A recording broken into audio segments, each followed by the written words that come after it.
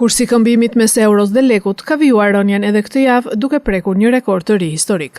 Sipas kursit zyrtar të Bankës së Shqipërisë, monedha evropiane u këmbye me 94.3 lek, niveli më i ulët i regjistruar ndonjëherë. Që nga fillimi i vitit, euro është zhvlerësuar me 2.6%, ndërsa në krahasim me të njëjtën periudhë të vitit të kaluar, rënja arri në 3.8%.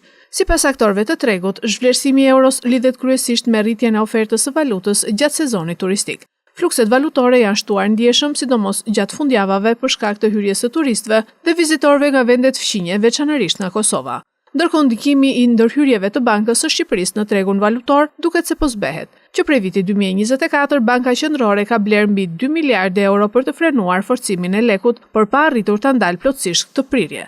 Ekspertët vlerësojnë se tashmë Banka e Shqipërisë përballet me një dilemë pasi inflacioni ka arritur objektivin prej 3%, çka e bën më pak të justifikueshme vazhdimin e blerjeve të valutës për të nxitur ekonominë. Në forcimin e lekut ka ndikuar edhe politika fiskale shtrënguese.